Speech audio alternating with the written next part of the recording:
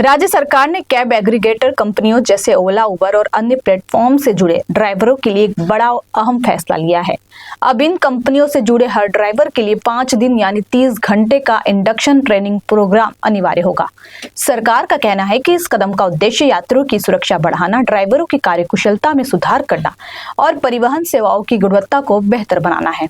नई व्यवस्था के तहत ड्राइवरों को ऑफलाइन और ऑनलाइन दोनों माध्यमों से प्रशिक्षण दिया जाएगा। एग्रीगेटर कंपनियों को इस ट्रेनिंग का पूरा विवरण ऑनलाइन उपलब्ध कराना होगा और इसकी जानकारी सरकार द्वारा निर्धारित पोर्टल पर ही अपलोड करनी होगी।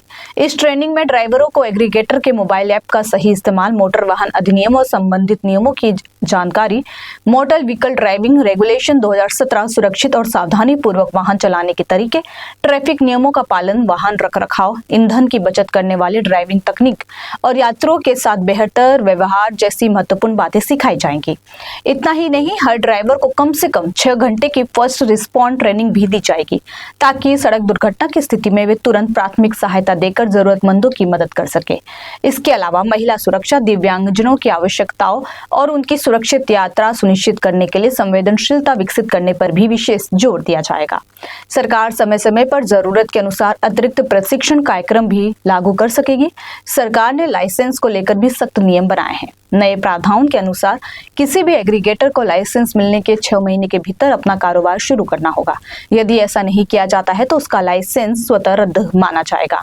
हालांकि सुरक्षा राशि वापस कर दी जाएगी, लेकिन लाइसेंस शुल्क की वापसी नहीं होगी।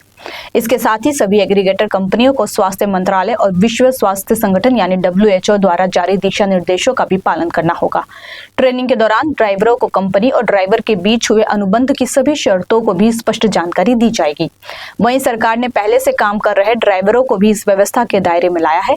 परिवहन आयुक्त के आदेश के 1 वर्ष के भीतर सभी पुराने ड्राइवरों को IDTR, RDTC और ADTC जैसे मान्यता प्राप्त संस्थानों में प्रशिक्षण दिलाने की योजना एग्रीगेटर कंपनियों को प्रस्तुत करनी होगी। कुल मिलाकर सरकार का यह फैसला कैब सेवाओं को अधिक सुरक्षित, जिम्मेदार और पेशेवर बनाने की दिशा में एक महत्वपूर्ण कदम माना जा रहा है। अब देखना होगा कि इस नए नियमों के लागू होने के बाद यात्रियों को बेहतर और सुरक्षित यात्रा का अनुभव किस हद तक मिल पाता है।